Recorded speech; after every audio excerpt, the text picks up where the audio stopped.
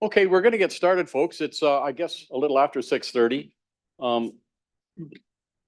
Just a few things to go over. There's, I think, about 15 people registered that are online virtually. So for them to hear what's going on in the room, you have to speak into a microphone.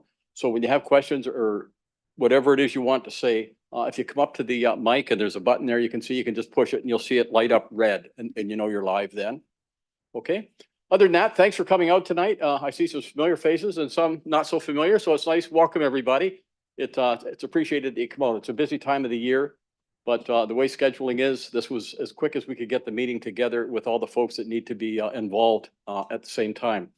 So we're here this evening. We have Police Chief Rob Davis here. We have, I get your title wrong all the time, Rob. If you got a problem with traffic, you call Rob. So he's the traffic technician or the traffic engineer, whatever referred to. Maria Visaki is the communications director for the city of Brantford.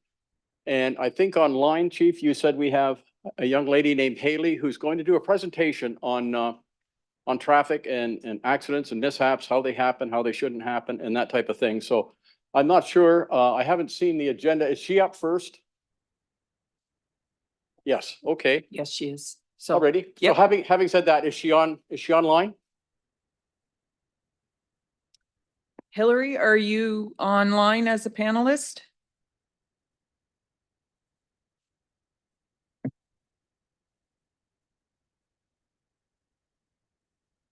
Hillary talks very soft.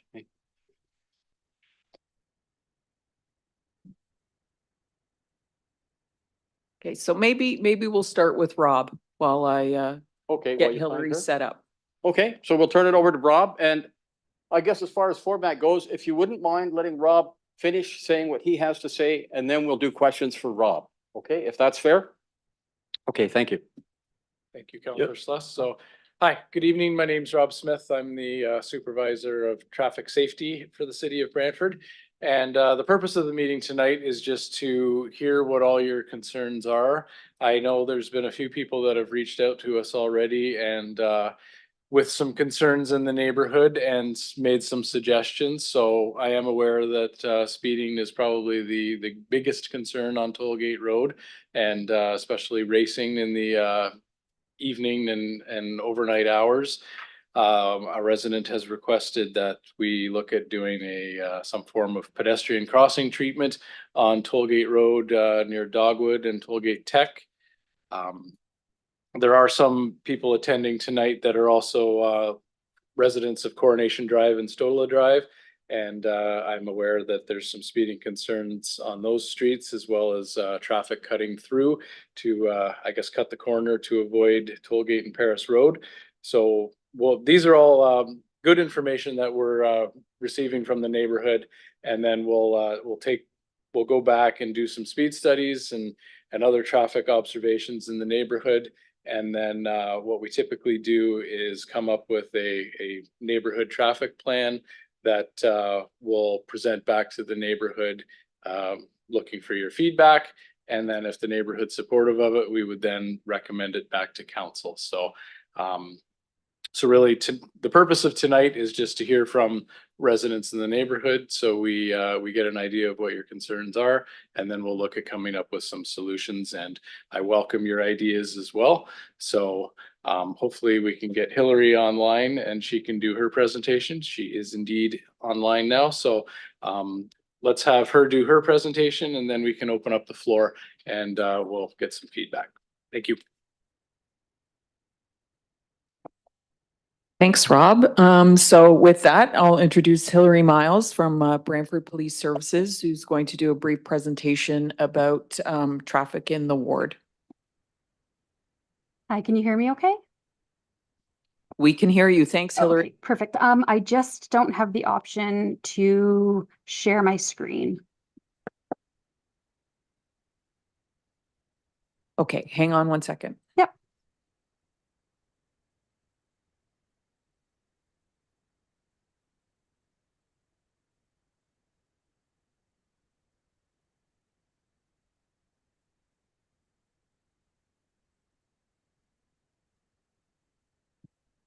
Well, we're getting Hillary organized.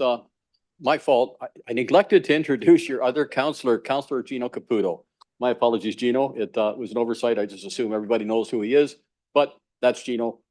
So you got the two of us looking after you.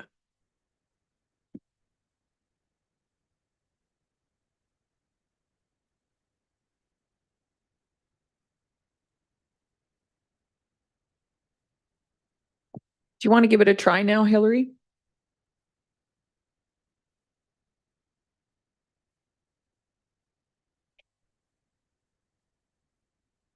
We can see it. Great.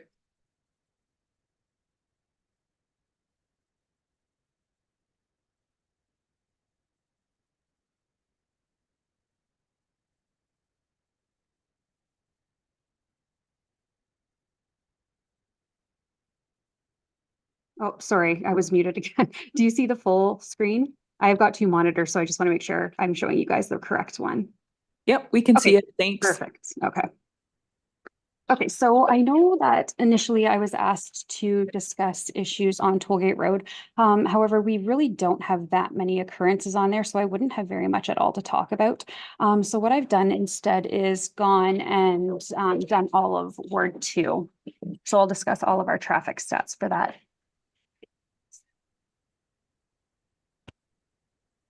Okay, so I've looked at stats from 2021, 2022, and to date for this year so far. So for all of Ward 2, we've had 1,066 traffic stops, 231 motor vehicle collisions, 23 motor vehicle collisions with injury, 62 hit and run occurrences, and 3 motor vehicle fatalities, for a total of 1,385 traffic related occurrences.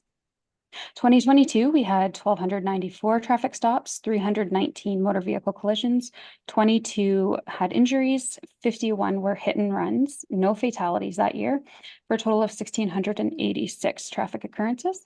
And then so far for this year, we've had 1,040 traffic stops, 264 motor vehicle collisions, 30 collisions with injuries, 73 hit and runs, and no traffic fatalities so far, for a total of 1,407 traffic occurrences. So in relation to traffic stop charges in 2021, again, we had 1,066 traffic stops, 832 resulted in charges being laid. 2022, there was 1,294 traffic stops, resulting in 927 charges. 2023, 1,040 traffic stops, which resulted in 761 charges being laid to date. So this is a hotspot map for the past 3 years of all traffic related occurrences. So I know I mentioned that Tollgate doesn't have a lot and I wouldn't have a lot to report on. Bear in mind that most of what you see is going to be traffic stops. So you can see throughout all 3 of the years, they're pretty similar in where we have the highest concentration of our occurrences there. You can see almost like an H pattern all 3 years. Not unsurprising that it's Tollgate Road, King George Road, and Paris Road areas. Okay, and then what I looked at were the top 10 intersections in Ward 2 for overall traffic-related occurrences. These are in no particular order. It's just our top 10 intersections in the ward where we saw the highest number of traffic-related occurrences. So we have Brant Ave, St. Paul Ave. Next, we have Tollgate Road and St. George Street. Charing Cross Street and King George Road. Gulf Road and Paris Road. Kent Road and King George Road. King George Road and Powerline Road. Paris Road and Tollgate Road. Paris Road and Queensway Road. Paris Road and Seneca Crescent. And finally, Gulf Road and Hardy Road. And that is everything. Short and sweet, because it's only traffic stuff I needed to report on today. Okay, thanks very much, Hillary. No problem. So we're going to use the remaining time tonight to hear from you. That's why this meeting is happening, so that we can collect feedback and any ideas or potential solutions that you may have in terms of traffic calming. I know we're talking specifically about Tollgate, and Hillary covered more than that. But whatever feedback you want to share, that's why we're here tonight, is to hear from you. So what I'll do is I'm going to take turns asking people who want to speak, comment, ask a question, to come to the delegates table, so that the people at home can hear you. So you'll need to speak into the microphone, and then I'll just take turns with asking people online who want to have questions or make a comment, and I'll ask the people online to use the raise hand icon so that I know you want to make a comment. So is there anybody in the chamber who wants to come and provide some feedback? Okay. I saw the lady in the back first. Come on up.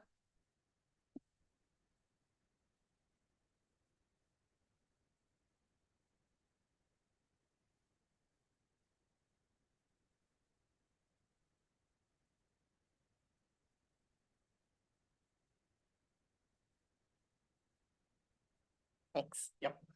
I would say that to the officer, those are definitely difficult areas. I wonder if they're reflective of where the police tend to be a presence to begin with. I'm here specifically for Tollgate Road and Ewing Drive. September 19th, my daughter, granddaughter, and 4 of the children were run over by a Sharp Bus Lines school bus. And we spoke to the police several times, and it will be in their records, where I phoned the police when we had close calls and said, please do something. This has been an issue. We have had so many close calls and nothing was ever done. Most of the time, they just brushed me off, or a couple times I left messages and no one even returned them. In the meantime, we knew it would happen eventually. That intersection is way too busy. There is no presence whatsoever. I was told the police would make their presence known there. They never showed up. For the mornings especially, that's when it's the most dangerous, but home time is also very dangerous. People are rushing their school buses. There are 3 schools right there at least. And the people are too fast. They're not stopping. They're not obeying the law. They're coming up to the stops. They're barely stopping. They're not waiting for us to be across the road, which the law states they must do. And that's how between distracted driving on the part of the school bus driver, that's how my daughter and granddaughter and the 4 other children were hit. I'm very disappointed in the police services right now. We have lost faith completely. We were told that bus driver would be charged with several charges. She was charged only with failure to yield. So my daughter and granddaughter, who had to be transported to the hospital by ambulance, were left now with a hospital bill to pay, an ambulance bill to pay, sorry, and a loss of my daughter's income, the loss of the wagon that she was pulling the children in, which had to be replaced, all on us. The police told us at the time, they promised us there would be multiple charges, that something would be done about this intersection specifically. We've heard nothing, absolutely nothing.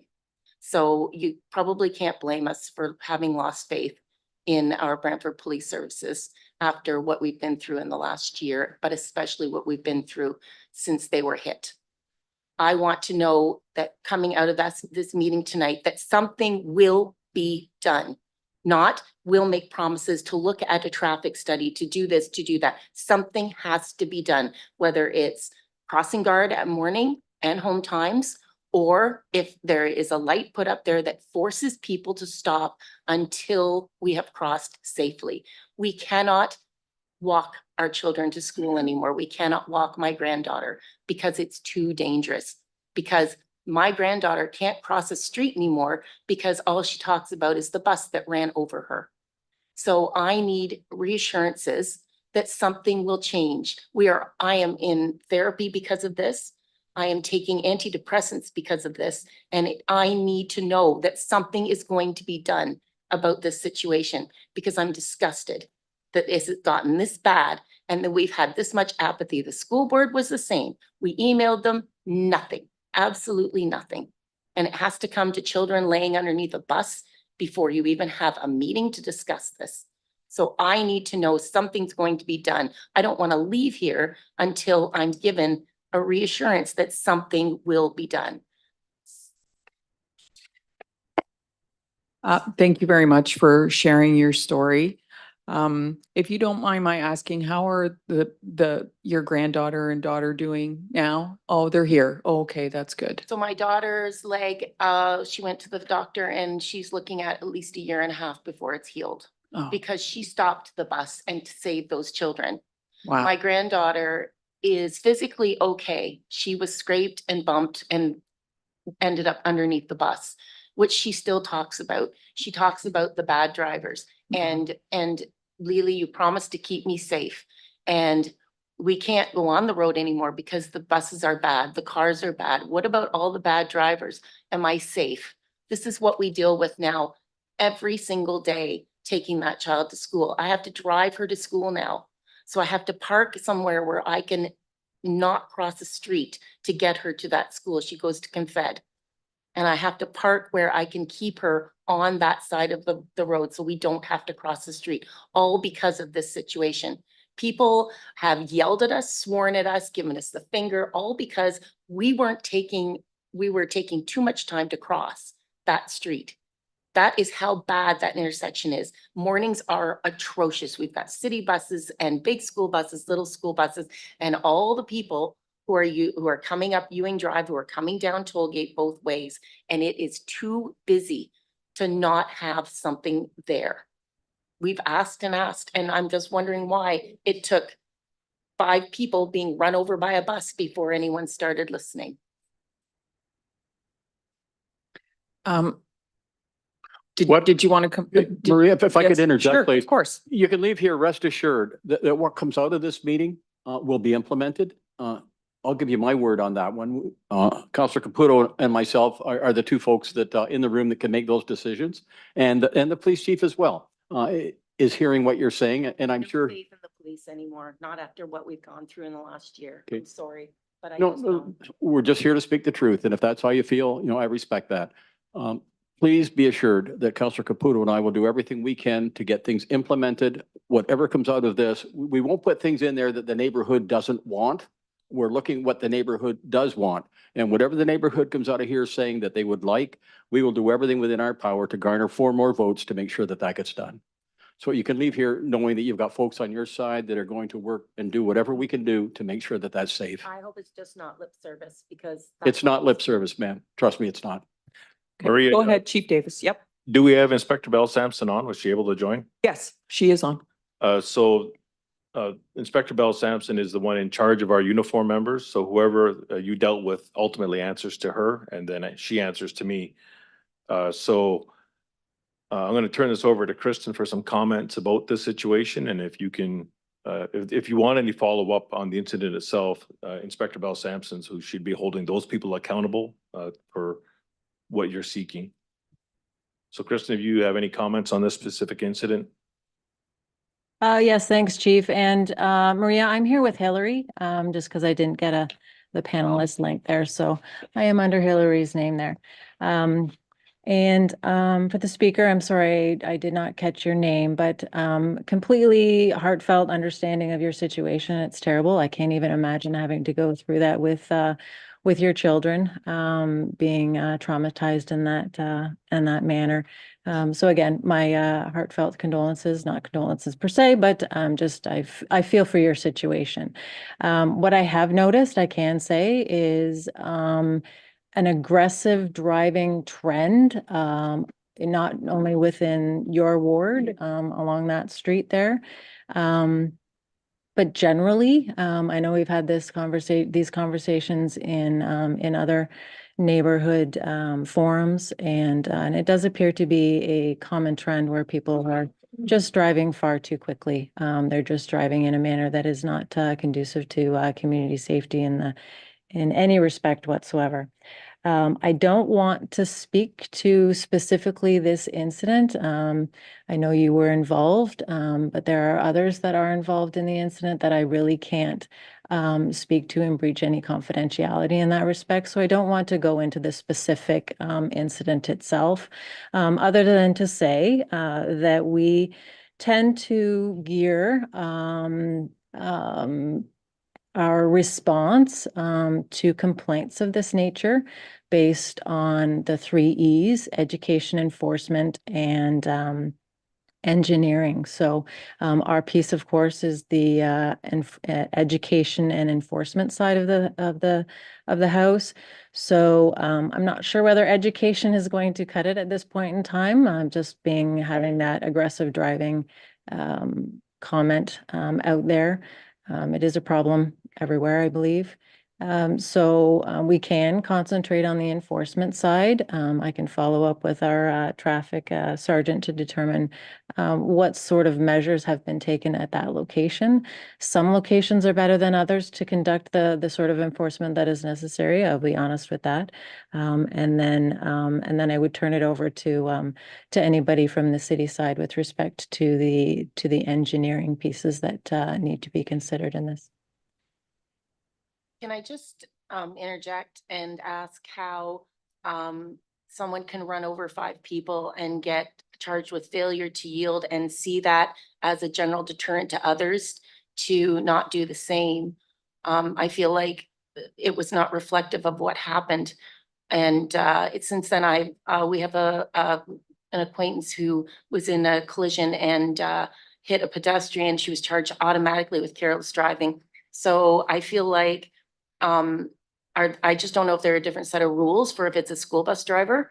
You're talking about aggressive driving. It was a school bus driver. She had children with special needs on her bus when she hit my daughter and granddaughter and those 4 other children. I'm just baffled, and it makes us feel helpless and hopeless when the punishment, if you will, does not reflect the crime. And as far as I'm concerned, it's no deterrent if someone can run over 5 people and just get failure to yield. So yeah, I know you can't remark on the specifics of the case, but you can imagine our profound horror when we found out that that was the only charge laid against this driver. And it certainly isn't going to deter others from doing the same if we don't bring it down hard on them every single time it happens. So I'm just kind of wondering, I'd like to reach out to the chief and ask, is this the general trend? Is just to let others off easy when this happens? So again, the specifics of the case, Inspector Bell Sampson knows more than I do. The actual prosecution, I guess you're talking about, that's beyond us. That's the Crown Attorney's But function. you were the department that laid the charges. We lay them, but we don't prosecute them. So Whether or not you prosecute, it was still the decision of the police that were there to make that charge. We were told at the scene by a police officer standing there that she said there will be multiple charges laid against this driver. When we found out that the only charge laid against that driver for running over 4 children under the age of 5 and an adult was failure to yield, you can imagine how we felt. Maybe you can't even imagine how we felt, but we were devastated because that's no deterrent. It certainly won't be a deterrent to her, and it's not going to be a deterrent to anyone else if that's the kind of charge you're going to get for running down people in the street. We need to know that there's proper punishment for a crime. We need to know that there's going to be change out of this. That's why I'm here. So the number of people hit does not necessarily correspond to a charge for each person. They look at the incident in totality, and that's not a individual officer decision. That's the landscape we operate in. With respect to if you're looking for accountability towards those officers, I think your question is for Inspector Bell Sampson, because that's ultimately who the officers answer to. The When uniform. question, they said, after looking at the evidence, that was the charge that was most Appropriate? appropriate, satisfactory for what happened. I'm sorry, no, it wasn't. Again, not knowing the full circumstances and respecting the totality of the investigation. I can't give you an answer on the specifics. So if you're asking me to say if a similar situation happened, that we would lay a charge for each individual hit, No, that's not what I'm That's- asking. I'm asking in another circumstance why something similar can happen, that the person's automatically charged with careless driving, and that was not the case. And it was careless driving. It was distracted driving. It was careless driving. It was careless driving causing bodily harm, and it was failure to yield. 4 charges. okay, again, I don't know the specifics of this case. I'm sure that you can find them out. So what I can do is I can have Inspector Bell Sampson, who all of the traffic in uniforms answer to, look into that and get back to you. But I don't It'll have, be the same story. nope, I can make sure that Inspector Bell Sampson gets back to you. So if you can make sure Maria has Yeah. your contact information. I was gonna say, if you could leave me your contact information, we'll make sure it gets to the right people. Yeah. And that you're responded to. Good. Thank you very much for your feedback and sharing your story. Thank you. Maria, can I interject one sec? Rob, a stoplight was referred to in that presentation. Have we reviewed that intersection, and anecdotally, does it look like there's heavy traffic on that street? And I know that the feeder street impacts whether there's a light or not, but is that something we can look at? We can do a count there. While the resident was speaking, I did want to also bring to the light that, excuse me, the city council approved the active transportation master plan this year. And Tollgate Road was identified as a cycling corridor. So there is the opportunity to put some sort of cycling facility on Tollgate Road. And we can work that into possibly a design to reduce the number of lanes, which will help with the traffic flow and how vehicles turn at intersections. A good example is what we did on Henry Street this year between Bosworth Court and the CN Bridge, where we reduced it to from 4 lanes to 2 lanes. And then that also gave us the opportunity to put in a pedestrian crossing for residents at the Cedarland residents to cross over to the bus stop. So there's lots of options that we can look at improving Tollgate Road.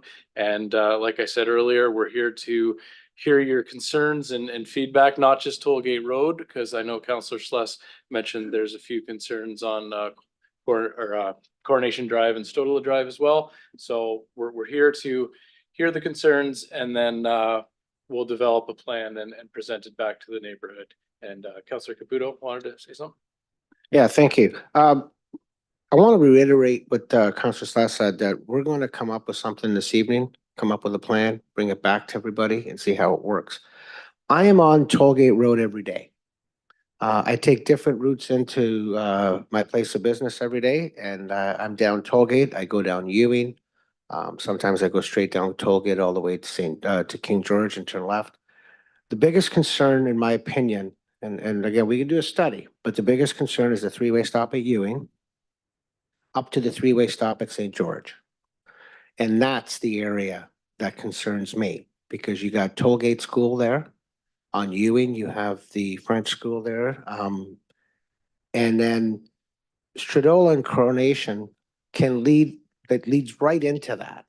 And that's where I think we have there's a buffer, there's an issue in those spots, because you're gonna have to either turn right or left. You have a school, you have buses, you have cars, and then everybody's trying to speed through to get to get home or whatever they're doing. And it's causing a concern there. We definitely need to look at this in a very serious way to be able to keep peace in that area so that it's not there. So whether it be temporary speed cushions that can be removed in the wintertime, we need to address that before we move into something different. But definitely a pedestrian crosswalk by Tollgate Tech, which is going to allow for people to go down, which should slow down traffic if the students are trying to cross the street or anyone's trying to cross the street in that area. And it's definitely a concern. Like I said, I drive it every day and I see it. And I'll drive it at different times of the day too. I usually leave my place of business at lunchtime and I drive through the ward, whether it be in that area, whether I go through Mayfair, whether I go through the Henderson, whether I go through William Street. And we've done a lot of great things in the past year. And we've done some stuff down on William Street that helped curb some of that traffic that was happening in those spots. We put speed cushions on Ava Road, which hopefully has deterred that Autobahn from Hardy Road through onto to Paris Road. And we're gonna look after this area here as well and make sure that you're safe and people aren't speeding down that road. Now, it's not every car, because like I said, being on it, I see it, but it only takes one to cause an issue, especially at a four-way stop when somebody wants to do a rolling stop and then causes concern for the cars that are going through there. So I just wanted to add that in because I do hear you. I feel for you. You reached out via email and I understand what you were talking about before, and I hope that we can get something through the police department. Probably some clarity as to whether or not the charges were there and that the Crown Attorney decided to only charge the one versus the five. So I hope there's some clarity there, but I just wanted to let that be known. And if you, hopefully tonight we come up with something that's going to have a long-term effect that's going to be able to suffice everyone. Thanks. Okay, thanks, Counselor. I think, did you still want to come up? And then I'll go to you in the back. And just to remind the folks at home to use the raise hand. And if you wanted to make a comment by using the Q&A, you could do that as well. Okay. Thank you. Okay, my name is Judy Cleary and I live, and I live at Tollgate and Paris Road in that condo. And my big concern again is there are 3 schools in 2 blocks of that. The children are walking. The children are out at noon hours, they're walking, they're out after school, they're out in the morning. We are going to kill a child. I'm sure. And there are many problems there. There are huge trucks, of course, that are coming and going. Why they're not getting off at Oak Park Road instead of Paris Road? They seem to be going down there, but getting off there, and they've knocked the light posts off twice. So they come, when they turn, they come and there are kids standing there and the trucks are on the sidewalk. So I understand that lady's concern because I think we're gonna do more damage than, and there's one thing I wonder, can we put no turns from Tollgate or from Paris Road to Tollgate on red lights? There seems to be a lot of accidents when people are turning on red lights there. But I mean, that's up to the department. I have no idea, but both roads are raceway. Are we talking about a right-hand turn when you're on Paris Road, turning onto Tollgate? Is that what- okay. Yes, yeah, because and I hate to say this, but I agree with the woman, the school buses are the worst. They fly up and down those streets, twice or 3 times a day. And that's my, my concern. I've seen several accidents there with motorcycles and, it's just too fast. And people are coming off the highway, forgetting they're not in the highway anymore. So, but the trucks are, and Paris Road doesn't have a boulevard, it doesn't have a boulevard. So that in part of it, so that if a truck, I watched a truck go off the road onto the sidewalk, there had been kids there, that would have been, a terrible accident. And unfortunately, I can see them. I can sit on my porch and see what's going on.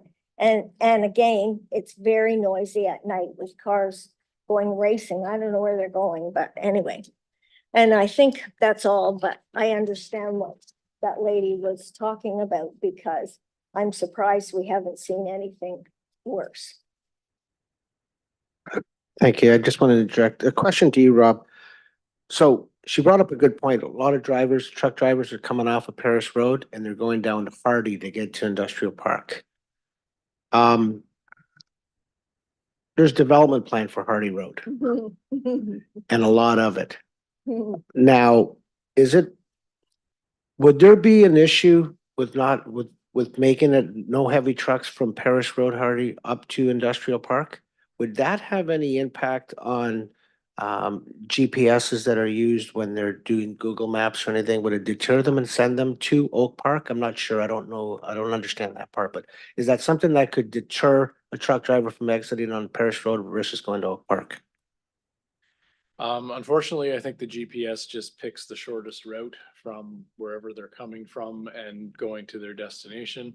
And we see that, trucks going down to SG Johnson, they don't follow the truck road because it's longer than the shortest route turning down Dufferin to Morel. So trucks that are unfamiliar with the city, they follow the shortest route, but we can look at it. I did a preliminary review of kind of traffic control, and I noticed that Tollgate Road is currently bylawed as a truck road between 7 AM and 7 PM. And it's been like that for the 20 years I've worked here, and I don't know the history behind it, and I don't quite understand it. And with all the new industry and warehouses going in, out, Hardy and Oak Hill area, it definitely would be the preferred option would be to have all the trucks stay out in the industrial area and not be traveling on Hardy Road, Well, Tollgate and Road. So, a lot of them don't realize that is your mic on? and a lot of them don't realize that their trucks are even on the sidewalk. Right. So, Yeah, so we'll look at that area for sure. okay. Thank you. I think that's all. Thank you. Thank you. No, the lady in the back. Yep.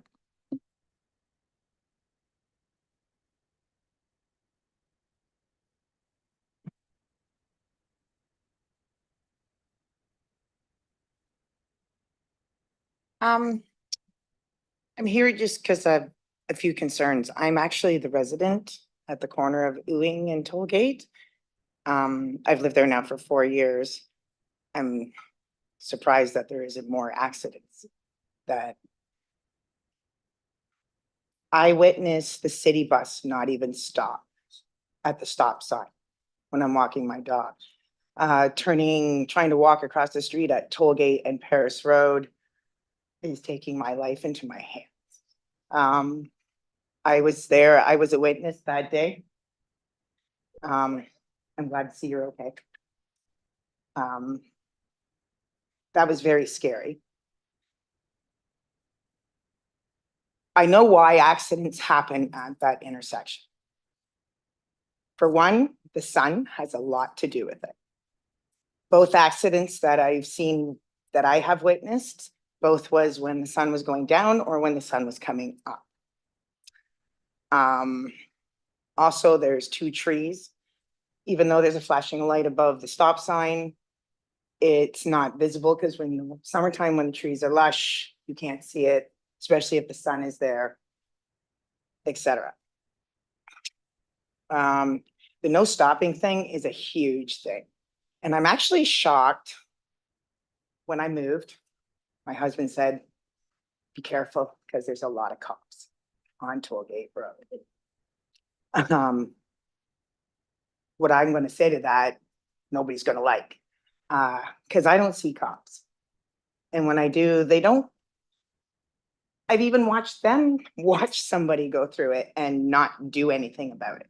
And I'm not putting the cops down by any chance.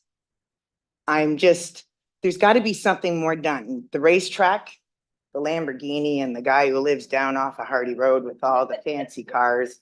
Seriously. I'm surprised he hasn't wrapped one around a tree. Like, I am. There's so many things. I have a business in my house. I don't know how many times my clients get the finger because they back into my driveway.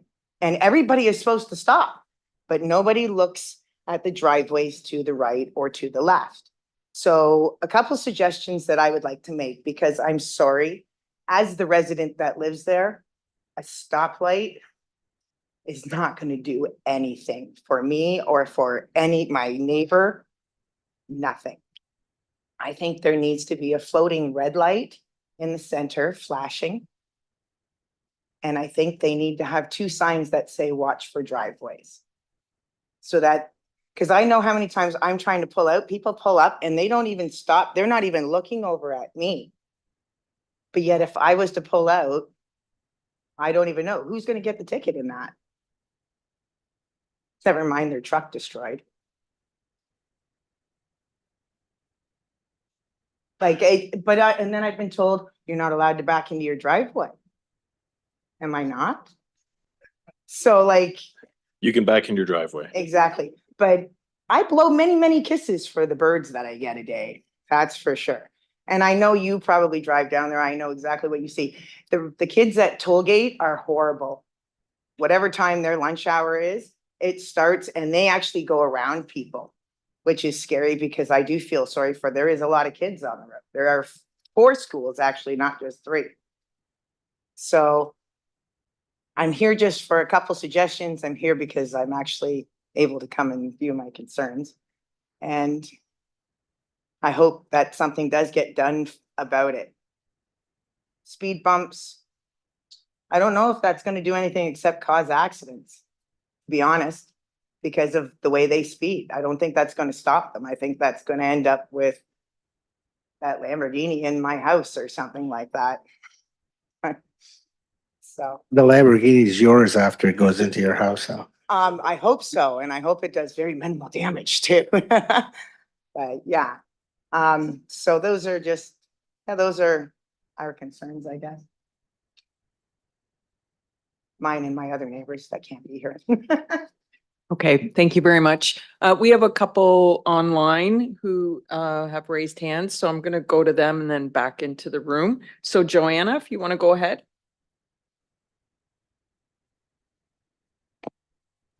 Hello, can you hear me? Yes. Yep, we can hear you. Go ahead. Okay, I just wanted to say that I live at the other 3-way intersection at St. George and Tollgate. The evenings are the worst time here. It does seem like cars come down King George to use that 3-way stop as a starting point to actually race down the street. You can hear 2 vehicles stopping there at the same time and then blowing down the road, which in the evening hours, with the amount of kids that live on Applegate and the schools, there can be, I mean, they're not going to be able to stop in the dark and they're not going to see the kids. So that's the one concern.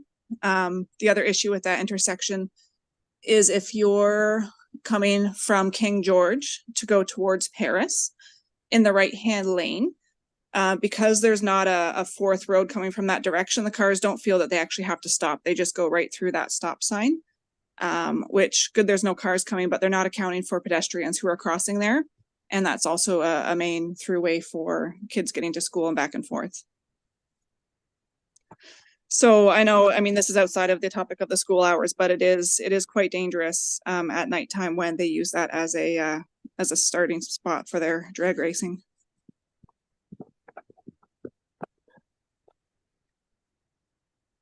Okay, thank you, Joanna. Thanks for your feedback. I'm going to go back in the room. A gentleman there. Yep.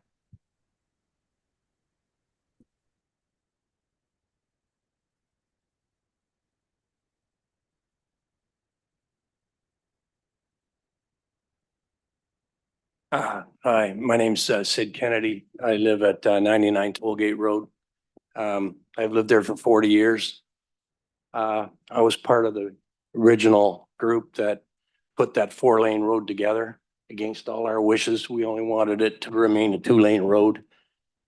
When we moved there in the 80s, it was we were in a rural area. Beside Tollgate Tech was 40 acres of cornfield. It was a very beautiful neighborhood, still is. Just a little history here. Mr. Caputo, you drive that 2-3 times a day. Well, we've lived it for 40 years and it's gone for a shit. Pardon my language, but I'm not very good with words. I was on the original committee that developed that. It was before Mr. Sluss was our councilman, and our current mayor was our councilman then. there's a few things that I was misled about. I thought tonight was to do with the bus or the bike lanes, which well, you're gonna get somebody killed if you put bike lanes on that road. Traffic is just insane. The kids at the schools don't obey any rules. We've got kids that trespass on my neighbor's property to go jump the fence to go to the park, and they do it at noon. I've challenged them a few times, stopped quite a few fights, watched them break branches off trees, put them out in the middle of the street. There's no discipline. We can't get the school to answer us. We can't get the police to come and do anything. It's pretty frustrating. Good neighborhood, lots of really, really good people. Lot of issues. Safety's the priority. Speed is, man, any time of day. And those kids, they throw each other out onto the street to see who can get off the street before they get hit. It's a wonder nobody's been killed. Now, all I have to say is that if you're gonna go to bike lanes, you better let us people know. Just don't come out and do it, because it's not gonna work. It won't slow the traffic down. We have a bus that picks up the kids across the road from my house at 8:30 in the morning and brings them home at 3 o'clock in the afternoon. And that bus gets run by all the time. Like I say, it's pretty frustrating. History, if you want history, I can give it to you. So, that's all I can say. Sorry, but thanks. Thank you. Thank you, sir. Rob, did you want to talk about the bike lanes at all, or is that a different meeting?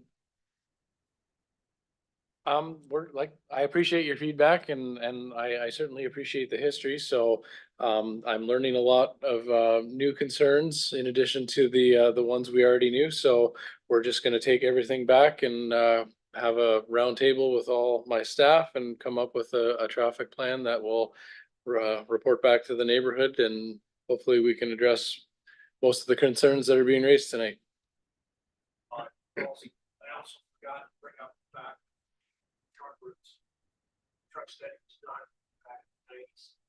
What happened was you had gravel pits that road on Tollgate on Hardy Road. Trucks were on that road all the time.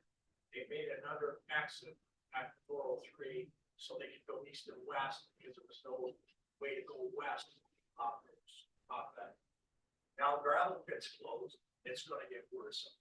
That's what we deal with. We deal with the traffic from 6 in the morning to 8 o'clock because the people that are going to work up there, that's the way they go there. Right. Like, as long as there's commercial industrial out there, there's always all that kind of traffic. We dealt with this traffic. When it was 2-lane road, you have to remember too, you got a 4-lane road going into the 2-lane bridge over 403. That was another incident.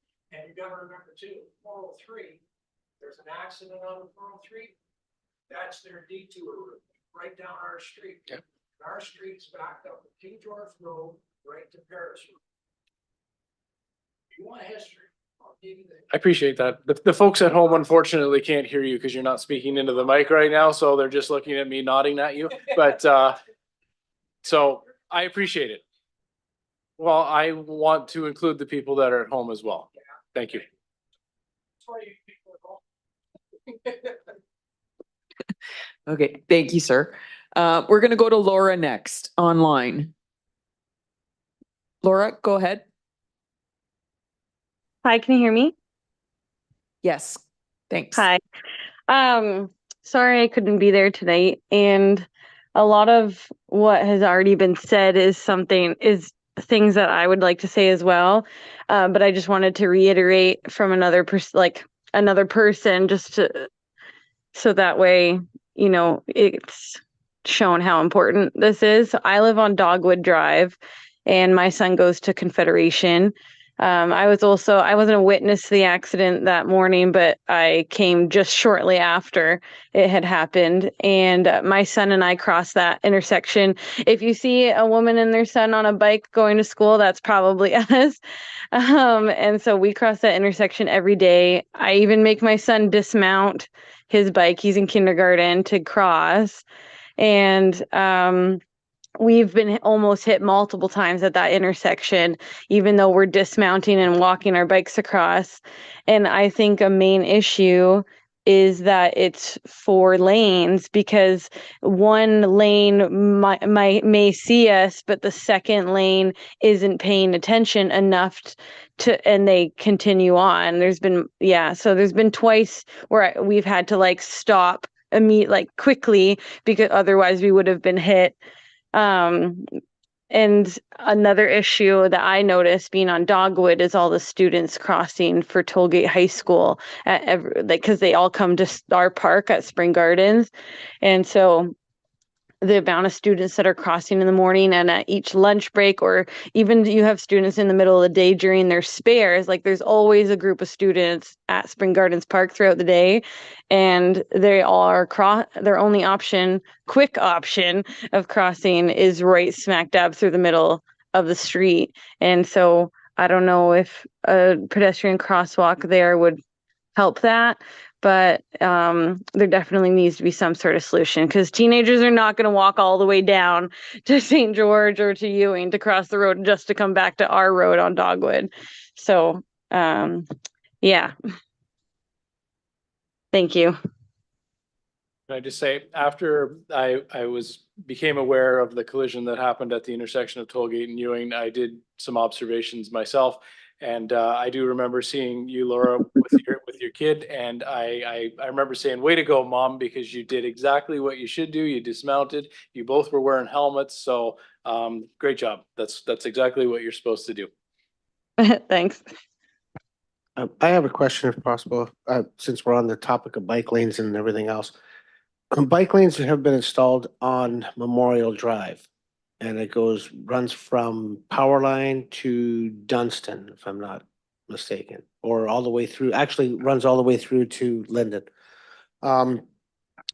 What's been the effect, or how's that helped traffic in that area? Because, I mean, it's not Tollgate, because it kind of it intertwines, but it does move you from one intersection, like one part of the city to the other. And how has that been since we put those bike lanes in there? The nice thing with what it's called a road diet, and you're taking a 4-lane road and reducing it down to 2. And we did it on Henry Street, just outside our city yard. And I drive it every day. And the nice thing is what you get the pace car effect, because you can only go as fast as the slowest car. And so that's the neighbors that want to encourage slow speed, just go on the speed limit, and everyone behind you has to do the speed. And bike lanes do help reduce the width of the road. And with the addition of the rubber curbing that we put on Henry Street, it definitely improves the situation. And so if we do that and incorporate some, like a pedestrian crosswalk at Dogwood, I kind of envisioned what we did on Henry Street at Dogwood. There's definitely a lot of improvements that we can do that will address a lot of the concerns that are being raised tonight. If I could just cut in a sec. Can somebody tell me the crossing guards, how many are around these schools that are there? Is there one at Ewing and Tollgate? There's none there. There should be. Is there one down at, is it Coronation and Ewing, where the kids cross right over at the Confederation? There's one at Coronation. There's one there, but there's not one out at Tollgate? Correct. That one would probably be more important than the one at Coronation, I would think. That's where all the traffic is, and that's where I think all the problems are. The guard at Coronation's pretty busy too. Okay, but there's certainly one needed, unless I'm seeing things. There should be one at Tollgate in Coronation, correct? Okay, thank you. Sorry, can I just jump in since I'm still Go ahead. here? Thanks. And speaking of the crossing guards, I had actually called and talked to the lady, and she said the lady who I talked, because I called the police station and they forwarded me to a lady that I'm apologies, I don't remember her name. And she pretty much gave me a long runaround of that. It seems like there's a huge process to be able to put a crossing guard in, and that she's also very short on crossing guards. And so I'm just curious, the crossing guard that's all the way down at Woodlawn, is that one actually useful enough? Instead, can we move that one at Balmoral and Woodlawn all the way to the toll gate intersection instead? I think this is gonna be a tag team answer, Rob. So the allocation of crossing guards starts with a study conducted by the traffic services. And it's a recommendation on that that then goes forward if the funding will be allocated in the upcoming school year budget for that. But then with that, I'll kick it over to you, Rob, about the traffic study process for the crossing guards. Well, it's actually more the police than engineering. I do closely work with Jesse, who does the adult crossing in the city. And what we really need to do as a city as a whole, working together with police, is to review all our crossing guard locations. And other municipalities have done this and come up with a warrant, and then it allows you to review all your intersections with the same process. And you see if, I mean, Jesse, the supervisor of crossing guards, did make some suggestions of locations that didn't need crossing guards, just to free up guards, because she is having difficulty. And some of the locations that she suggested last year were implemented as pedestrian crossovers, so she could move those guards from the what was a school crossing, changed to a pedestrian crossover, so then the guards could be assigned to other locations. So we kind of need to look at the city holistically, where guards are, where guards need to be, come up with a kind of like a scoring system. And so that's something we should probably work with together. Rob, is the shortage of guards physical or is it financial? It's lack of staff wanting to be guards is my So we understanding. can't hire people. Is that the problem? Correct. Okay, interesting. Thank you. Okay, Laura, was there anything else you wanted to add? I'm good, thank you. Okay, thanks very much for your feedback. Going back in the room, is there anybody else who wanted to make a comment? We'll go with that gentleman here. Yes, you. Yeah.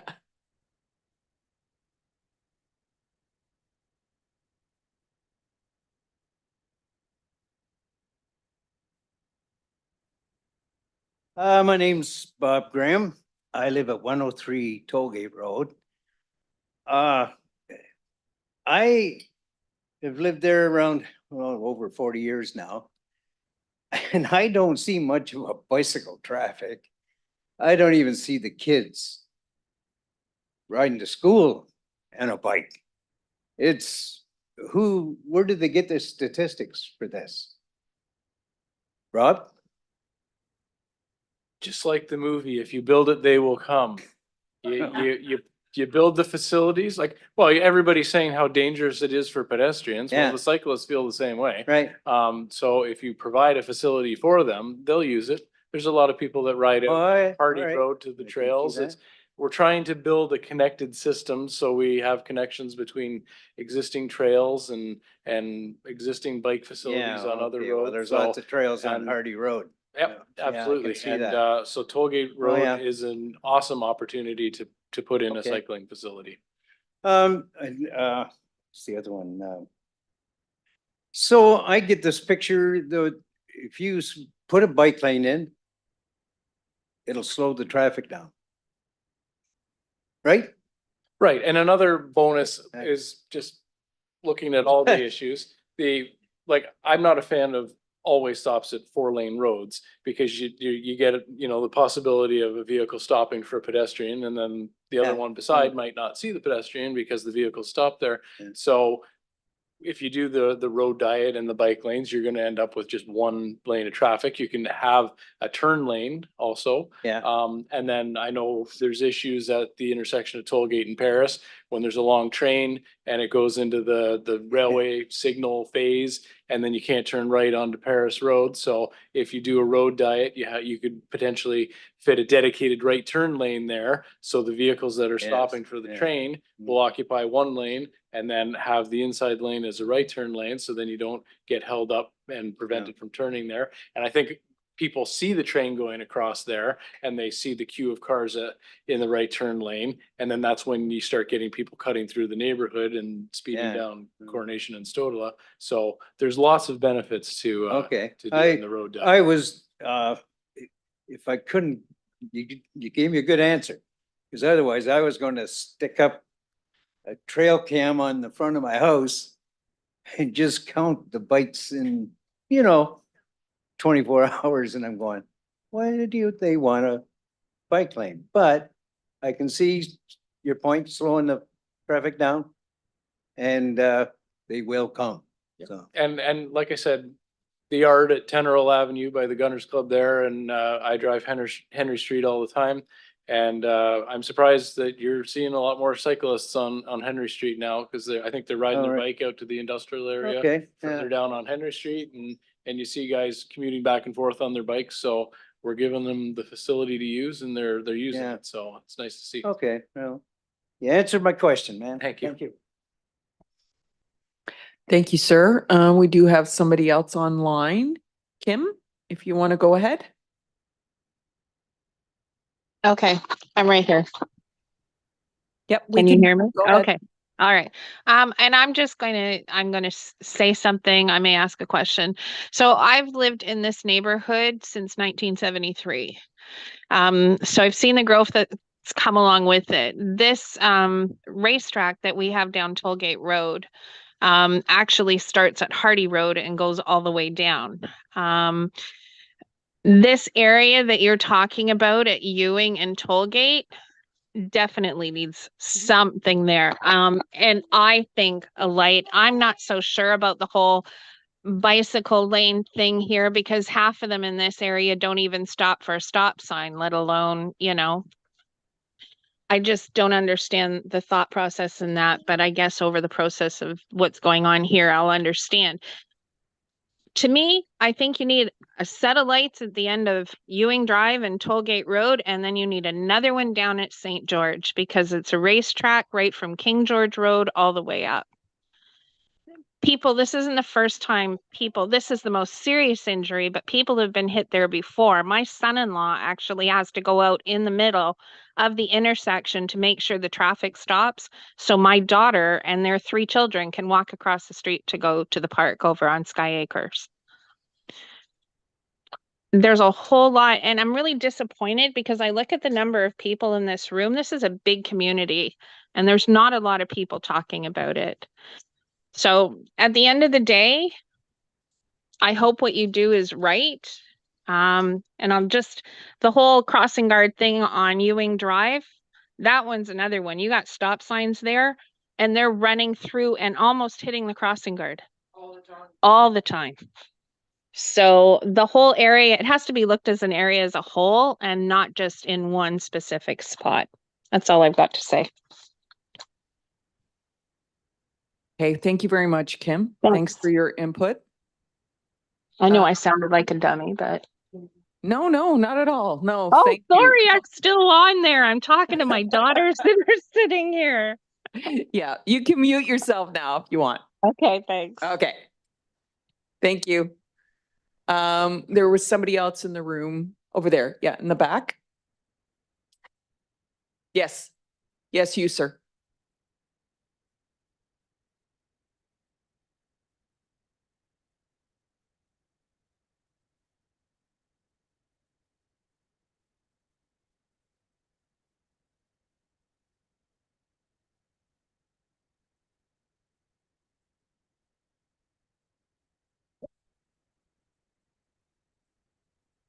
Good evening. My name is Mark Whalen. I live on Queensway Drive in Henderson Survey.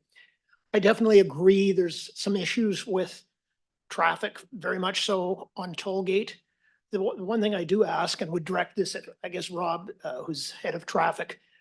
Since the conversion on Oak Hill, it's almost brutal to drive up and down that street. They've narrowed it so badly. And you feel like you almost have to grease your hips to get through. And some of the other things we've implemented in the city, like over in Glenwood with these big triangles at the turns with barriers. And I'm also worried about snow when you pack them all up against bike lanes. It just is going to complicate the issues. The other issue would like to mention is about 3 o'clock, Tollgate is full of cars coming from the industrial area in Hardy, and that just coincides perfectly with the kids coming out of the school. And it backs all the way up from King George Road, almost right up to Paris Road with bumper to bumper. Another issue, I don't notice the suggestion, but it definitely is something that happens every day. Oak Hill is a good example of doing a road diet. It was a 2-lane road, but the lanes were very wide, so that gave us room to put in the 2-way bike lane.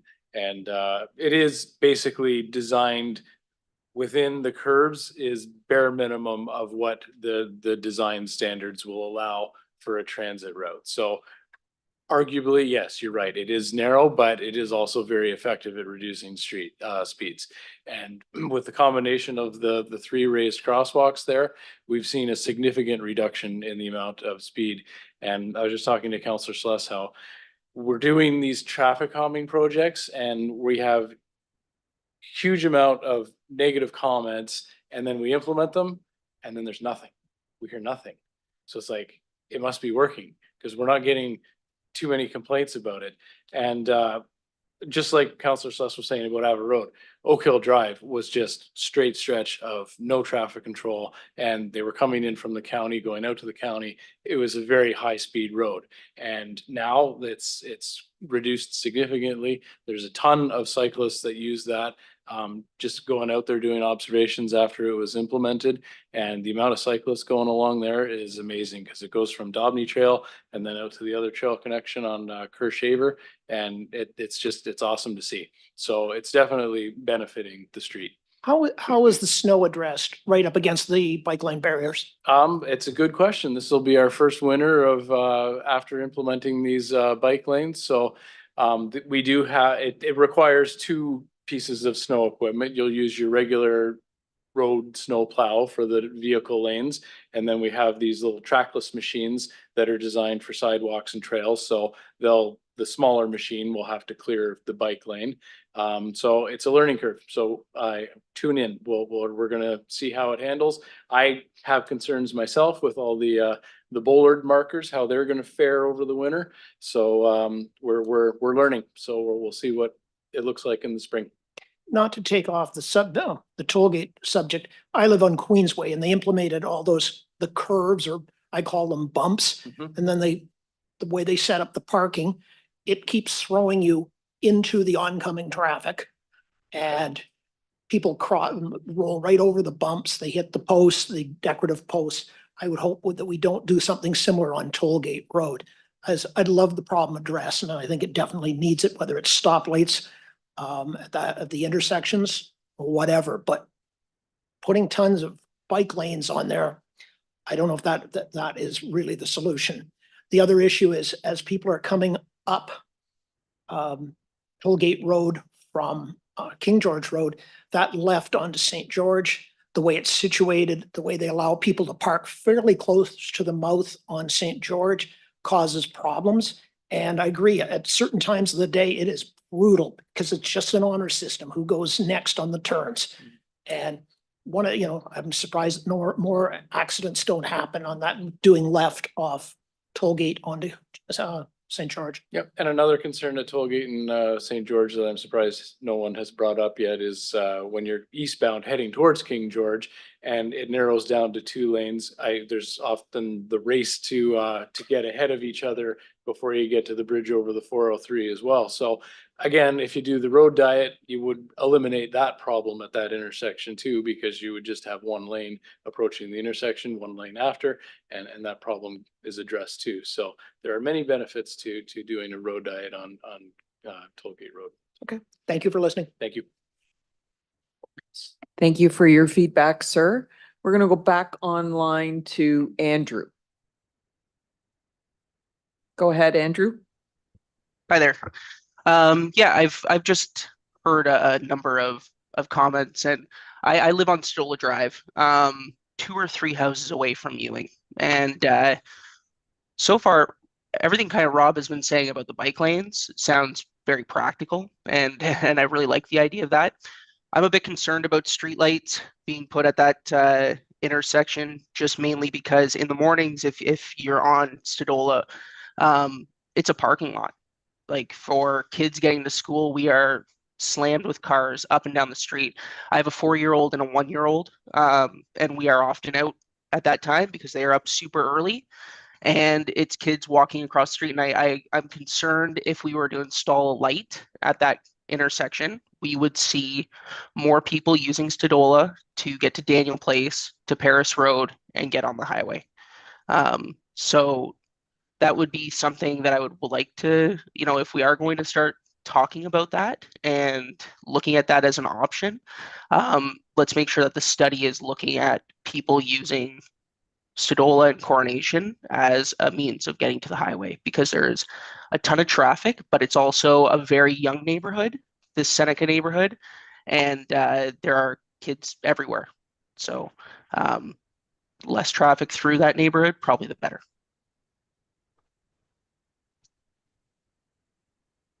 Okay, thank you very much, Andrew. So did you want to ask a question, or you just wanted to provide your feedback? Yeah, it was just feedback about that. Great. Okay. Yeah, just kind of throwing my hat behind the idea of bike lanes and slowing it down with that road diet for sure. Okay, thank you very much. Thanks for your input. Back in here. Yep, go ahead, sir.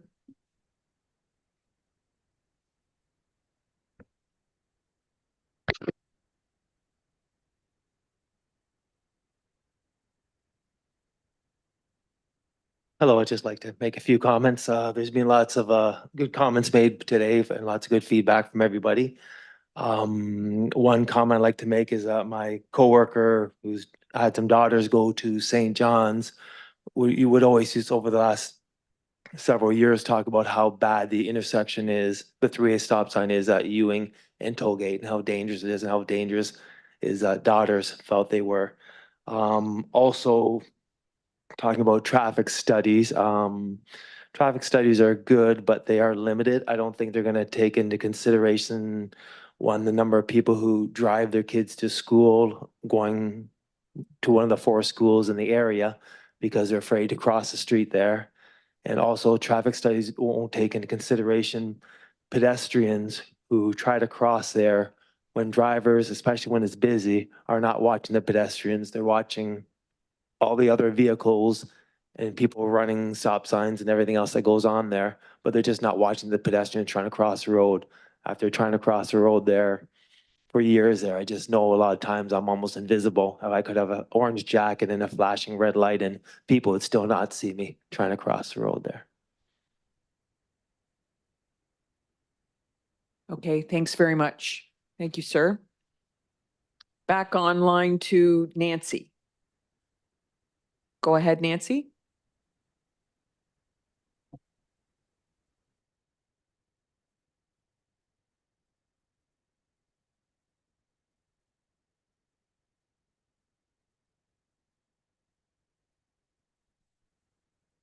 You're on mute, Nancy. Yeah, you should be able to unmute now. All right. Yep, we can hear you. Okay.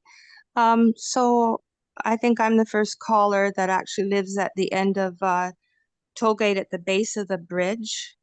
And what I was going to say was something that Rob just said, was I'm concerned about those cars that come off of St. George Street and merge into Tollgate traffic. And I don't know how there has not been accidents there. They just all bottleneck right there and just miss each other. And also, I just want to make a comment about the cars that stop at the stop sign at St. George and Tollgate. They use it like a speedway. They just blast off of there and head down towards the bridge, and then they're flying down off the bridge. that I have such difficulty to get out of my driveway. I drive my grandchildren to St. Pius. So just to get out in the morning, I would say to them, do you think we're going to get out of here? You know, and just something, so those are my comments, but just something to make you smile through all of this is that my mom, I live with my mom here, and she's lived here for 73 years. And she says that Tollgate Road used to be like Lover's Lane, that people used to park here and smooch. And so she wanted to make that comment to the group. She's 98. And she said you used to see deer running down Tollgate. So that's just something interesting. Thank you. Thank you, Nancy. Very interesting and very nostalgic. Wow, I don't think anybody here can imagine that. No. Based on what we've heard tonight. Thank you very much for your input, Nancy. You're welcome. Was there anybody else in the room? Go ahead, sir.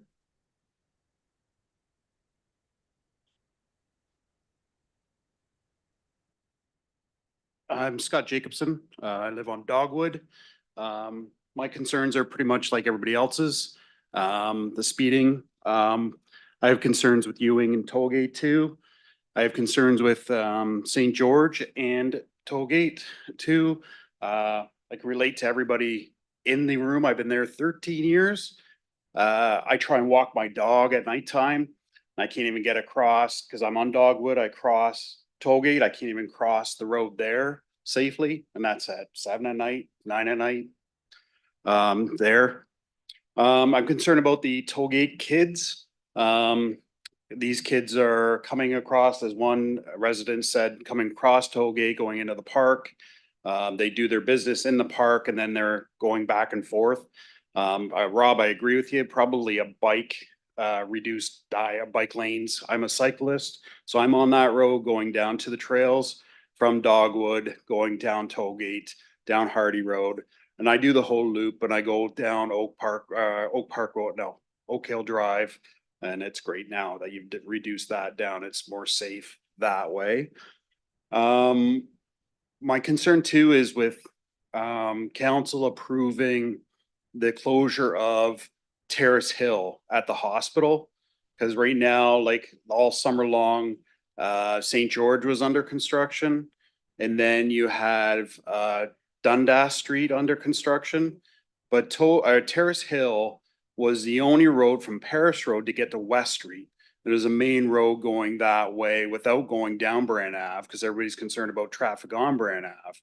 But now my concerns is one, Dundas is open and now St. George's is all cleared up and done, that'll be the main route going to the north end, going up Dundas, turning right onto St. Paul, turn a quick left onto St. George to St. George and Tollgate type thing as a back route. Cause you can't use Terrace Hill Road, right? Cause that's what a lot of people would do, Terrace Hill Road going up.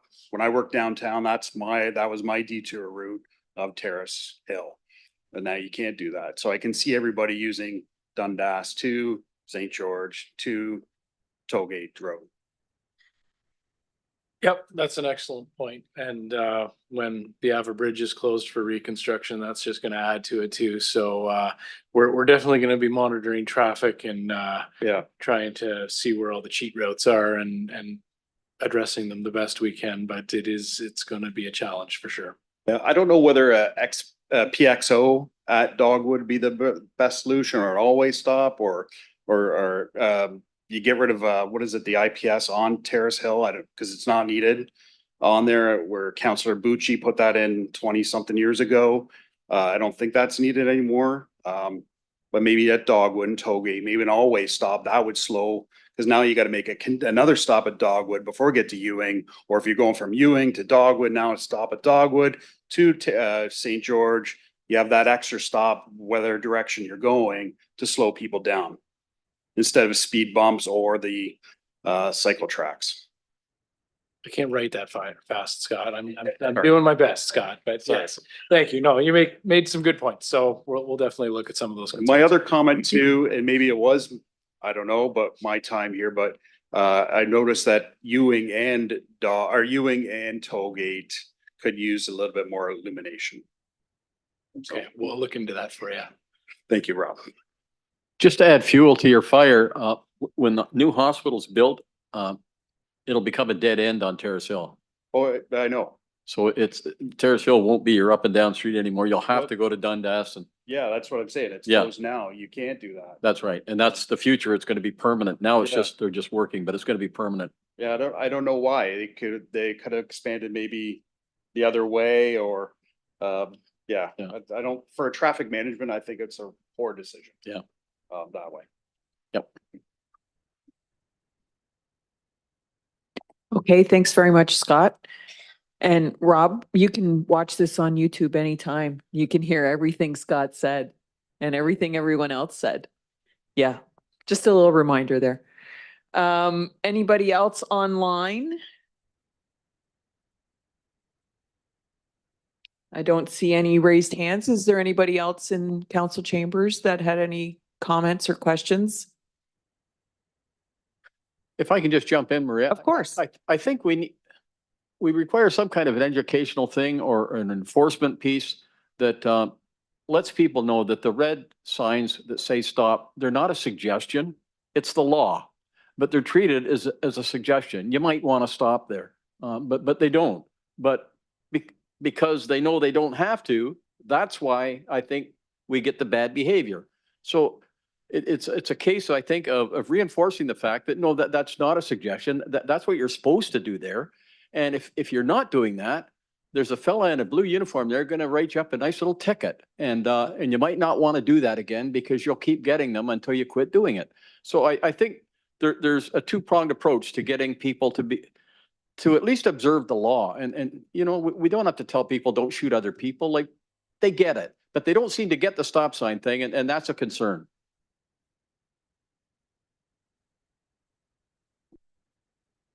Sorry, Rob, I got one more too. My concern, because there is rumors about Tollgate School or high school.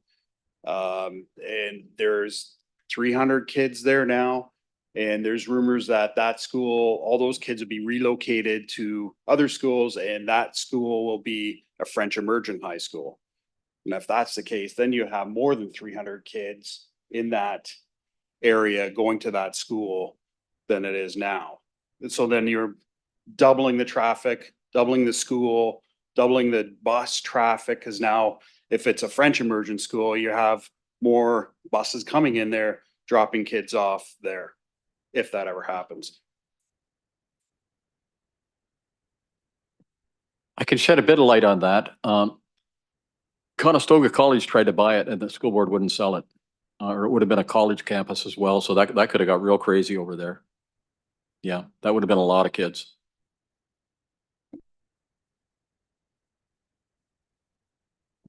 Okay, thanks very much, Scott. So last call for anybody who wants to make any comments. Go ahead, Chief. Yeah, just for everybody online and those here. So I've been keeping a list here of the items brought up. Those will be assigned to Inspector Bell Sampson, who's joined us online. She is in charge of the uniforms and the traffic section. And we've had other similar community meetings. And what I do is I then expect her to report at the upcoming board meetings 3 months out, because it's going to take time. By the time we roll it out, start tracking what we've been doing, I like to give it 3 months. But you have my commitment that these will be assigned to her and that you can expect a report to come out starting at the March board meeting. And so both the councilors, you're welcome to attend if you want to be there for the feedback on this. Thank you.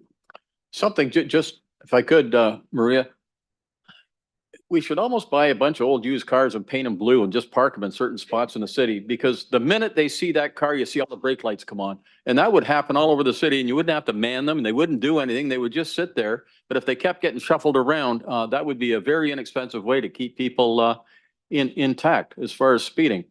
I know I do it. It's automatic. You see that car sitting there and boom, you hit the brake.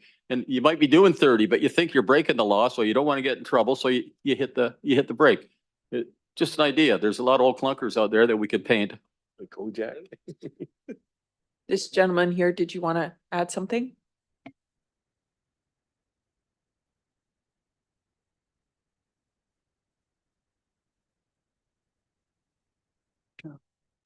My name is Ed. I live at 133 Toll Gate.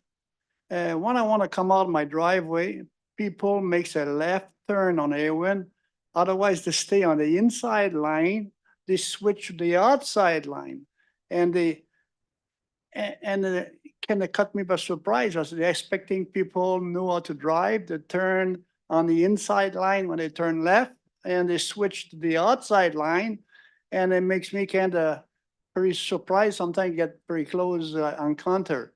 You don't expecting to see people who don't know how to drive. I think they miss it, that way to drive. So you're saying they're turning They're left turning from the curb Awen lane? to toll gate, and otherwise they stay on the inside line. When you turn left, they switch to the outside line. And man, I live right there, 133. And sometimes I try to come out my driveway, I see no car, and it's empty, and people come in, swing around that corner there, and otherwise they stay on the inside line. I got it right on my face, like. Right.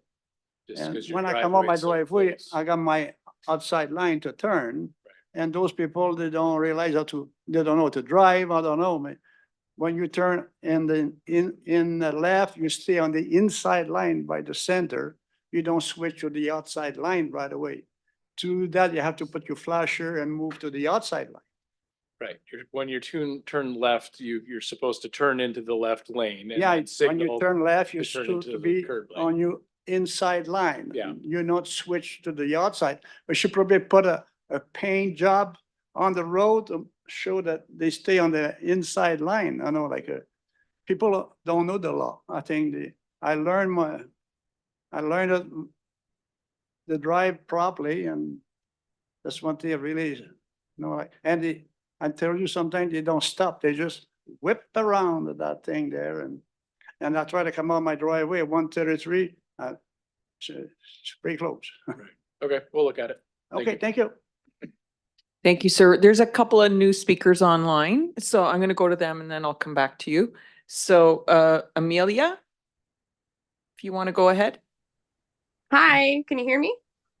we can. Go ahead. Thanks. Perfect. Hi, so I live at 139 Tollgate. My driveway goes straight into Ewing Drive. I'm right at the three-way stop.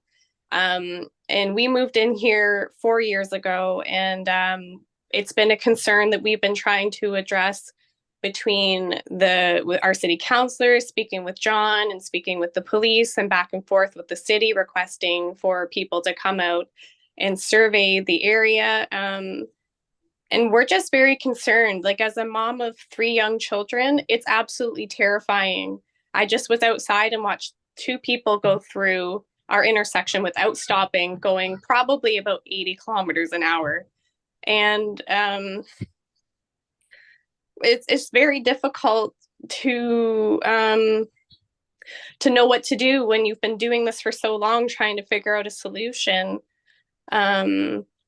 to a problem that doesn't seem to be able to be solved. And I don't think that putting bike lanes is going to stop people from blowing our intersection. I don't think that it's going to stop people from speeding. I don't know what the solution is. I don't know how to solve this problem. However, I do know that it's not a safe area. It's not a safe street, and it's not the neighborhood that I grew up in and have grown to love. I would like for my kids to be able to go outside and feel safe. And for me to feel safe knowing that they're not going to get hit by a car when they're playing, in the front yard. And recently, the school bus that went through that intersection actually had my little brother-in-law on it. So I had to pull him off of it. And that was terrifying. And watching those poor little babies with their mom, it's concerning, and it's something that happens often. I have so much footage of people blowing those stop signs, and there's nothing that anyone can do from what I've been told. So I would love for some solutions to come through. I would like for our neighborhood to become safe again, and for people to start following the rules and to stop using it as a 2 a.m. drag strip, because it's not acceptable. Thank you for your comments, and I was actually speaking to Sergeant Bauer, the traffic sergeant at Brantford Police this morning, and he had suggested making all the high school zones community safety zones, which allows the police to double the fines. And this year we put in community safety zones on all the school zones on our local streets, and he was suggesting that we do it for all the high school zones on our arterial roads now as well. So that's something we can certainly recommend to council this year. And not only does it allow the police to double the fines for speeding, it also allows us to put in automated speed enforcement, which is something we're looking at putting a plan together in 2024 and starting to implement in 2025 is the goal. So Tollgate Road is a good example of with having a high school right there on the arterial road. It would be a perfect location to have a speed light or automated speed enforcement camera. We will likely have a few cameras that we will rotate throughout the city. And like I said, I think that's something else we should consider on Tollgate Road. So thank you.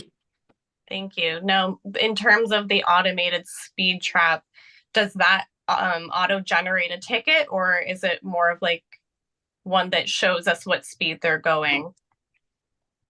Automated speed enforcement is a ticketing system. So it would take a picture of the car and record the speed, and then the image is reviewed by a provincial offenses officer who would then issue the ticket, and it gets mailed right to the driver.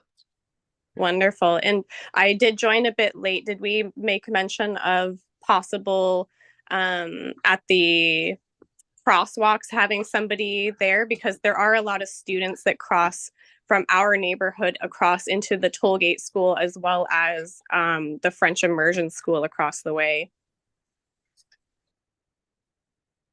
We can talk to the police about it. There was interest in putting a protected crossing at Tollgate and Dogwood, but we'll look at the always stops as well to see if adult school crossing guards are warranted there.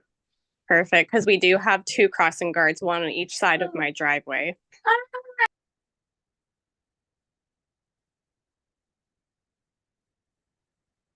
Okay, thanks very much, Amelia. Thanks for your input. Thank you. We're going to go to Francois online. I hope I said that right.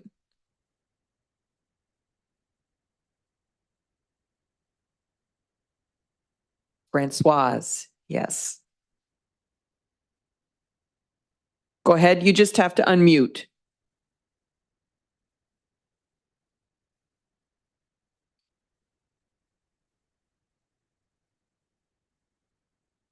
Make sure your volume's up. Okay. There we go. So the question is, I live on my Tollgate, where all our buildings are. And for my unit, 51 units in there. Applegate has probably 50 or more. You've got another apartment building. And then you have the school, etc. So if you go down to one lane and put bike lanes in, and we already have congestion from St. George to to Ewing, how are we going to get out of our driveways? Because we will not be able to turn left or right. And I've seen it many times where it is really backed up for a long period of time. So that whole side has, on top of that, you've got a lot of older people living on Tollgate, a fair amount actually. So I think it should be thought out a little bit more as to what's going to happen when we have all this traffic. It's going to sound like West Street, where somebody went and made 2 turning lanes, and then there was only 1 lane to go up the hill, and then you had to reverse. So I think it needs to be studied a lot, and that's all I have to say. Okay, thanks very much. Did you get that, Rob? I know there was a little tech difficulty right at the beginning there. Yeah, sorry, Francois, we were having a little trouble hearing you, but I think I got the gist that you were opposed to the road diet because of the congestion that currently exists and you think the road diet by putting all the traffic into one lane is gonna cause a lot more queuing, and then the residents will have difficulty exiting their driveways. So that's something we'll certainly consider when we look at our options. Thank you. Okay, yes, How they use the word. second speaking opportunity.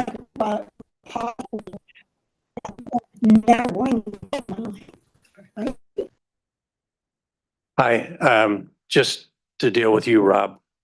Hello, Rob. Just to deal with you, before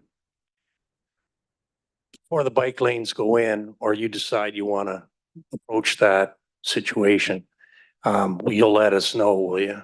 We just won't get up one day and there'll be bike lanes. There will be a second correspondence.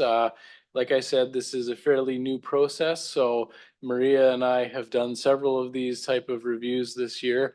And I guess it's a decision between your counselors and Maria, whether we have a second public meeting or Maria has this cool thing that's called Let's Talk Brantford that allows us to put a presentation of what we want to propose online, and then everyone can sit and review it and then provide their comments. So it's a lot easier for you to put comments in your own words instead of me scribbling down trying to get everybody's comments while I'm also responding to you. So I really like Maria's idea of doing the Let's Talk Brantford. And then of course my contact information will be on there if you just want to speak to me directly with your concerns or comments. So there'll be multiple ways of getting back with feedback. Because you had signs up last year, the year before, I think it was last year, about possible bike lanes coming to Tollgate Road. So that's what got us working on this kind of event. Don't get me wrong, I'm not against bike lanes. Like I appreciate them. I have a lot of friends that bicycle and they go up Tollgate Road out the Paris Way, and a lot of them bike. The only thing I'm concerned with is the policing. Like, you can put bike lanes in, but the people don't observe the bike lanes. They're gonna be over on those sides of the road. As they said, people won't be able to get out of their driveways, but as long as the police enforce the bike lanes, that's cool. They don't even enforce the speed limits now on that road. So how the heck are they gonna do the bike lanes? That's, I love my three brother-in-laws were policemen in the city of Brantford. I respect the police more than anything in the world, but you have to enforce it. If you don't enforce it, you're gonna have what you had at Ewing Drive, the bus hitting a person, hitting the kids. It's just dangerous. Like, it's dangerous. That's all I have to say about that. Thank you very much. Thank you, sir. I think we've heard loud and clear that we're going to do some more outreach and engagement before any major changes happen. Were there any other comments or questions? I don't see any online. Yep, come ahead.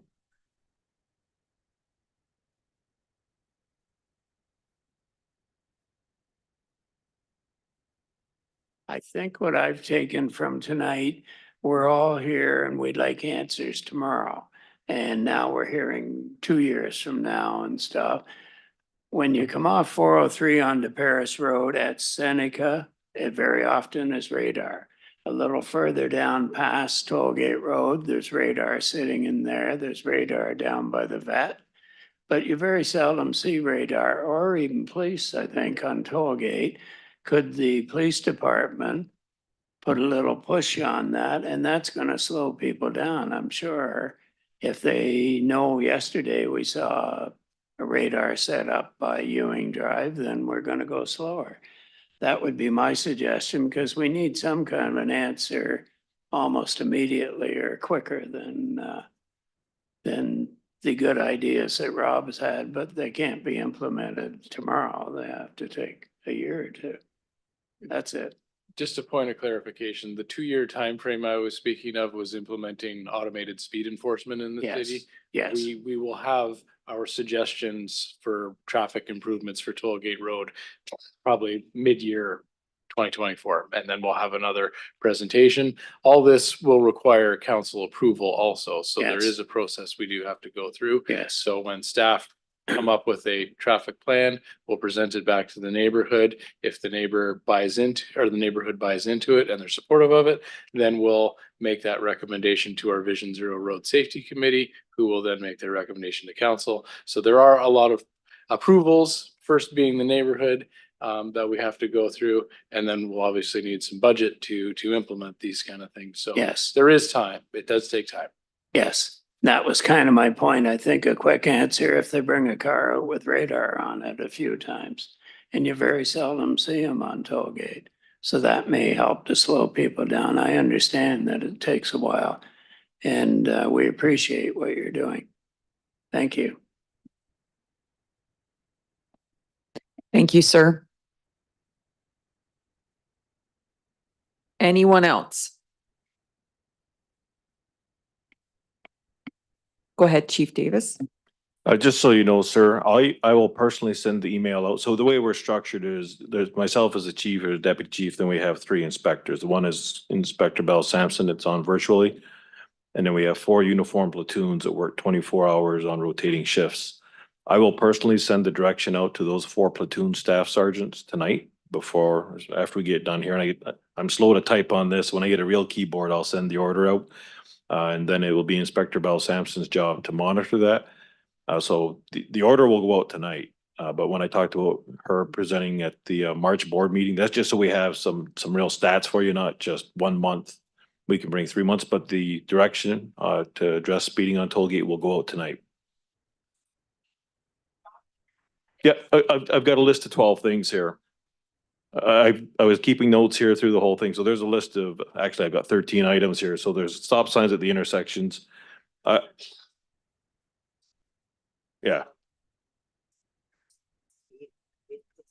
Like it is, like the Lamborghini, like, and I know you know which car I'm talking about, the Lamborghini, the fancy Acura. Like, there's only one guy in Brantford that has one of those. Come on, just make it. I'm not, so anyway. Take the car. Like, you don't like consequences like the rest of them.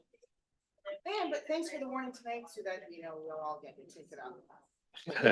Oh, it won't happen that fast. Like I said, I need a real keyboard. I can't type on this thing with my thumbs. I'm not 20. So I was taking notes through this thing. So I've got a list of 13 items here. All the stop signs that were mentioned here are part of that. I was answering this specific comment about getting the directive out, but it will be inclusive of all that. So that will go out tonight when I get a real keyboard in front of me.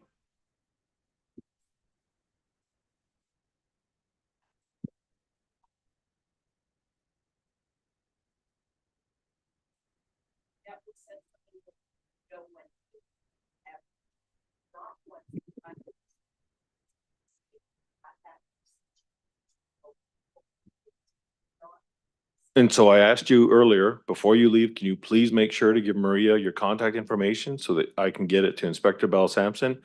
And Inspector Bell Sampson is who those officers answer to. She will get you some answers. That's who they report to, and she can get you some answers. But so please, before you leave, do not leave without getting Maria your contact info.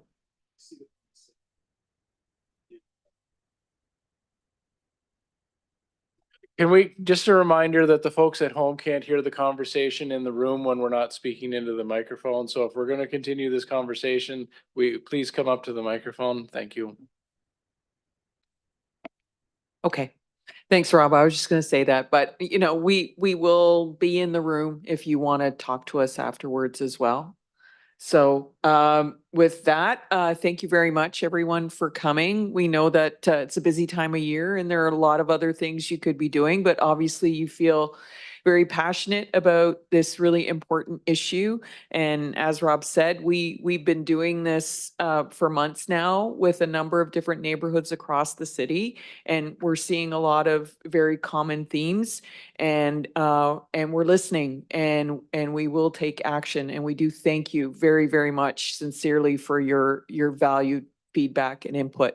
And I'll turn it over to the councillors to close the meeting. Thank you, Maria. Thank you for everyone being here tonight. Thank you for everybody online. As Maria stated, Councillor Sless and I have done a lot of these. I think we've done them with some pretty good successes. As Rob said, a lot of times you get people that are gonna come at you and they complain about certain things and then all of a sudden it disappears. I think one of the good successes we had was Ava Road. We had a lot of citizens on Ava Road that were complaining about the same situations. You got people that are circumventing the trains, trying to get from Ava to Paris Road or from Hardy to Paris Road, and they were using that. And I think Rob and his team did a fantastic job putting in speed bumps with crosswalks. And it certainly has done a great job. We've done something on William Street, and I am confident, and I hope you put your trust in us that we're going to do the right thing for what we talked about here tonight. I think Councillor Sluss and I will certainly have a sidebar on this and try to speed the process up to get some things in place prior to having everything else go forward. But again, I just want to say thank you for being here, voicing your concerns. And we don't get a chance to. I want to wish everyone a Merry Christmas on behalf of council. So thank you very much.